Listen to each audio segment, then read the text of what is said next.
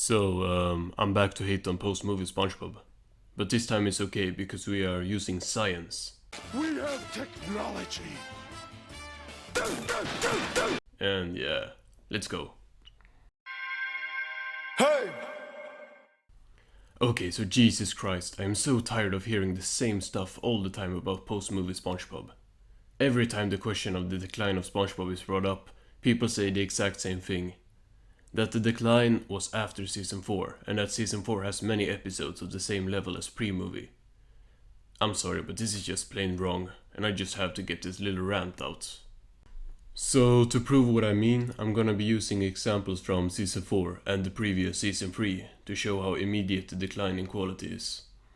Matter of fact, we're going to use episodes right next to each other in airing order. The last season 3 pairing is SpongeBob meets the Strangler and Pranks-a-Lot, whereas the first season 4 pairing is Fear of a Krabby Patty and Shell of a Man.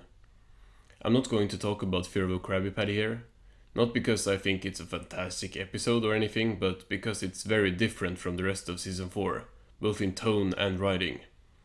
That, however, doesn't mean that it would disprove this argument in any way, because I think Fear of a Krabby Patty is weaker than the average episode from season 3 when it comes to comedy.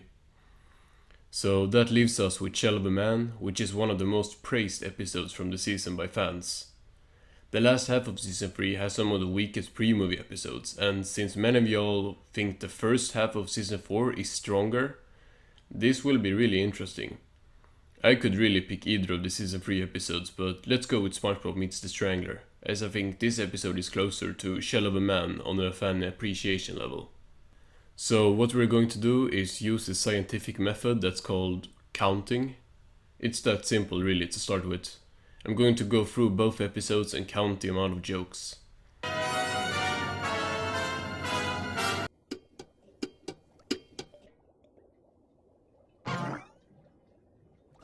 Another day, another migraine. On-time percentage, 12%. Grain. Isn't it great working at the Krusty Krab, Squidward? Huh? Isn't it? Working here. Yeah, great. Yeah. Yeah. Oh, yeah. Yes!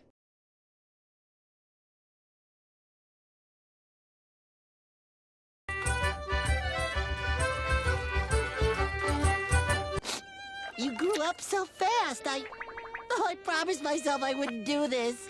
Just take it, Squidward. Take it away. My compliments to the chef. Mr. Krabs?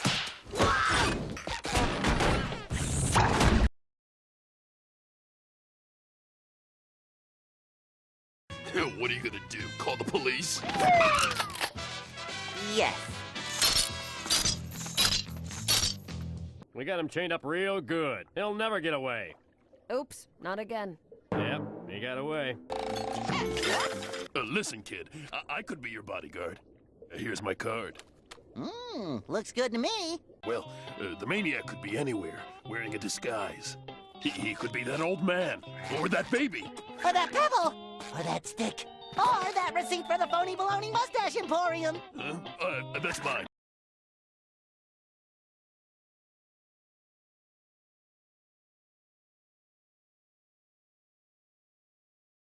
Well, I guess you were thinner back then. Okay, maybe I'm a bit bigger. All right, let's get this place ship-shape. You men, stop playing around. To battle stations! All hands on deck! I don't smell his pulse. You're alive! And naked. Every night I tuck me wallet in and tell it a bedtime story.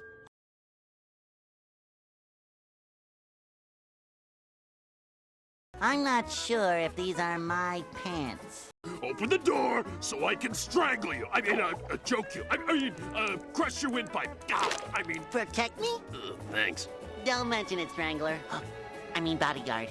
I'm the Strangler? No, I should have known. I gotta turn myself in.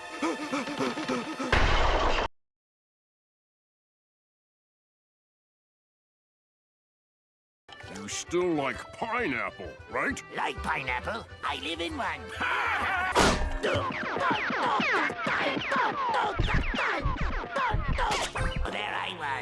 in jellyfish fields. I'm doomed. Armor ants?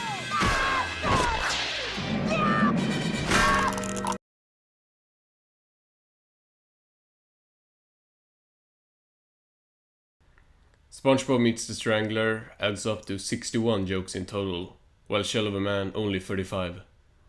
Using science, also known as a calculator, this means the season 3 episode has 74% more jokes, or 26 more jokes to make it more simple. And this is me being very generous. I counted everything that I perceived as a joke in both episodes, which also included jokes that didn't land. In SpongeBob Meets the Strangler, the episode had over 90% so-called effective gags, which mean I found them funny to some level, while Shell of a Man had many jokes that just wasn't really funny in my opinion. Armor Abs crabs can't show up at the reunion like this. All pink and soft and unmanly. I'm all flab and no ab. But don't let this objectivity take away from what my point is here. The season 3 episode had way more jokes than the season 4 one, and depending on how you count it, it might even be more than a 26 joke difference. As a matter of fact, I counted each of Mr. Krabs' Navy Buddy reveals as individual jokes, and also did so for every Mr. Krabs impression SpongeBob did. So don't come saying I'm being partial here. Now, to show that this is not just a one episode thing, let's do it with different episodes. And let's spice it up by picking a bit of a less popular season 3 episode. Let's do New Student Starfish versus Selling Out. People often call New Student Starfish one of the weaker premium movie episodes and mostly just quote the 24 line, or 25. But Selling Out is often praised or being called underrated in the SpongeBob fandom. Well, but I thought you said you were late. Late for being early. Hey, when did I start wearing a watch?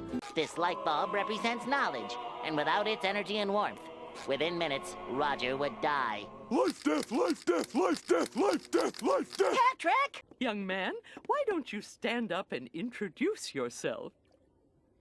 Who's the fat kid talking to?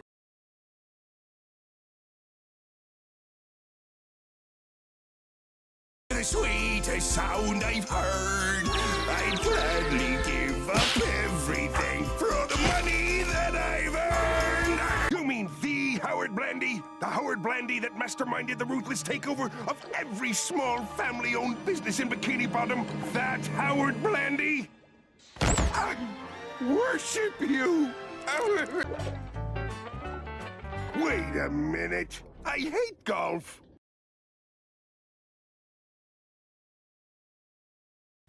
New Student Starfish has a total of 53 jokes, while Selling Out only clicks in a measly 24. And let me tell y'all, I was reaching with those 24. Some of the most popular Season 4 episodes can't even get close to the Season 3 examples. Skill Crane, which is like being praised all the time, barely even adds up to 20 jokes, and not even half of those are effective ones. Even the ones that I think are really funny in the season, like The Lost Mattress, has less than 40 jokes. Let me remind y'all that the second half of Season 3 has Chocolate with Nuts, and that episode has as many jokes in its first minute as the entire first half of Skill Crane.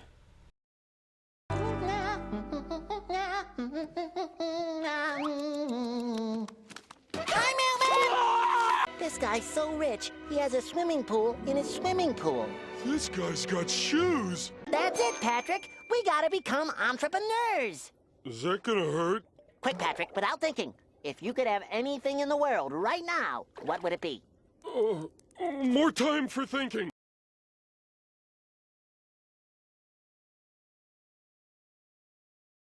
Guy in a suit? No! It's a tax collector! Hide us, SpongeBob! Now we'll walk nonchalantly to the rear exit. He's got a card. R.A. Penny Pincher Vending Supplies. What? My machine has arrived? Oh, let him in, let him in, let him in. Okay, if you insist. Thanks. Squidward!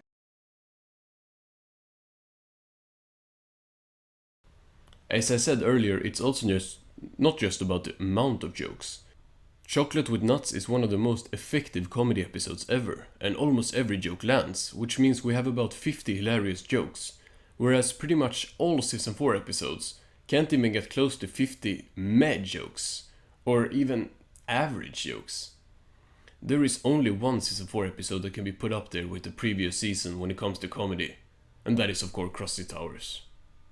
And if any of y'all hit me with the argument that you can't just judge a show or a season based on its comedy, first of all, the title, and second of all, yes, you can, and third of all, what is there even left to compare?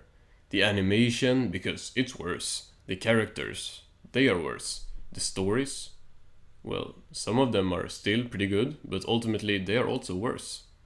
And fourth of all, I don't think I had the fourth of all, but I think 3 arguments is enough. So basically, if season 4 is your favorite season, good for you. I'm glad you enjoy it more than I do, but having a favorite season and thinking a season is the best season are totally different things. I, for example, am pretty sure that season 1 is my personal favorite, but I know that season 2 is a better season. It just comes down to personal preference. Saying that season 4 is as good as pre-movie or even better, which some people are saying, is just plain wrong. Thanks for watching.